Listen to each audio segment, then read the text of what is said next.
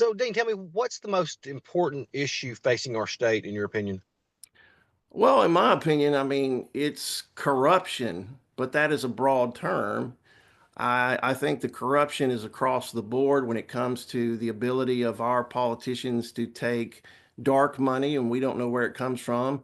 In 2018, the Attorney General, Steve Marshall, took a PAC-to-PAC transfer of $750,000 to his campaign, which is absolutely illegal, but the powers that be allowed him to slip through and continue to be the attorney general. And to me, that just tells you the level of corruption. In my election against, in the 2022 primary, Kay Ivey took 1.7 million in dark money that we don't know where it came from. That should be illegal. I mean, if we're going to have unlimited campaign contributions, we should at least know who is giving to these politicians at minimum. And that's what I was up against. And then what I found out in 2018, it was reported widely in the Alabama press in 2018 that they tracked down some of the PACs that Kay Ivey and Walt Maddox were getting their campaigns from and actually traced some of that money, about somewhere in the neighborhood of $1 million, to George Soros that he gave to that PAC. I think it was one of those PACs, Nichols PACs over in Tuscaloosa, T-Town PAC or Pride PAC or something like that. But anyway, you know, Soros money went to about 600,000 went to Maddox, and 100,000 of it went to Kay Ivey.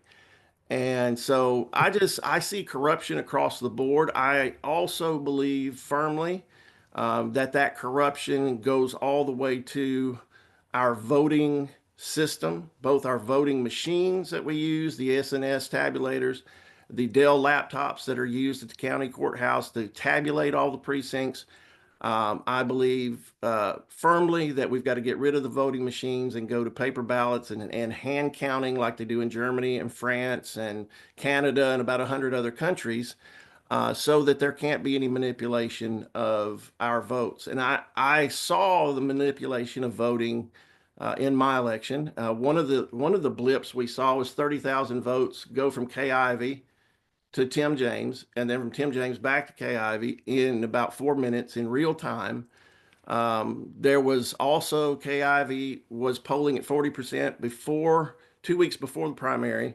So somebody was going to put her in a runoff, probably not me, but maybe Tim or Lindy. And all of a sudden she gets a spike, a dump of about 80,000 votes at about 9:15, just like Biden did in the 2020 election. And so and this is just one thing, but I've had some cyber experts like Clay Parikh, who is the 20-year cyber forensics expert who testified in Haynes v. Merrill, many other court cases across the country as an expert witness. He's documented the anomalies in the 2022 election. So it's not just because I was affected or Lindy or Tim, but this idea that Alabama elections machines and systems are totally secure and perfect and wonderful and the gold standard, like Wes Allen and John Merrill try to claim, when they have Chinese components in them. And the three CEOs of all the voting machine companies that, the primary voting machine companies, I think that cover like 85% of votes in America, those three main companies testified before Congress that there either major components in their machines or the entire machines are made in China, full of Dell and Chinese made components. And if there's Chinese components made there in that supply chain, then they can put something as small as the tip of a pencil lead in there that can turn the machine on, make it remotely controlled. All of this has been testified in court. Colonel Sean Smith, cyber expert at the Pentagon for many years, he's a retired Air Force colonel. He testified in court, many court cases, to this fact. So for John Merrill and Wes Allen to run around saying our elections in Alabama are secure when the machines we use, ES&S, are full of Chinese components, is either horrid ignorance or they're part of the corruption. I don't know. But they don't flip every vote in Alabama. They don't have to, just the important ones. And, Kay Ivey was on the top of the list of China's favorite governors. So, she's had, Oh, really? oh yeah, she's on China's. That's Pompeo put that out before he left office in 2020 about China had a list of their most favored governors, and Kay Ivey was at the top of the list.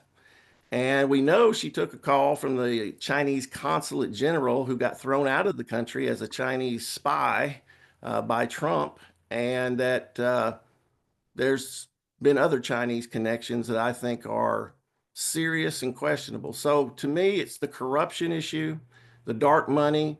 Jeb Bush got caught in 2016 taking 1.3 million from a Chinese couple up in I think they lived in DC area, Bethesda area, and he took 1.3 million. And then you start looking at this, and this is not just from me. This is Peter Schweitzer, New York Times bestselling author. He wrote the book Red Handed, where he talks about how many of our elected officials are taking money from the Chinese and benefiting from the Chinese and lobbying for the Chinese. And he said both, and he shows both Republicans and Democrats are doing this.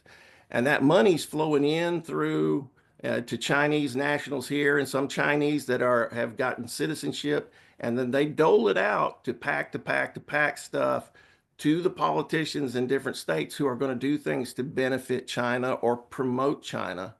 And we know that Bob Riley and his crew and John Merrill's been highly connected to China and to these people.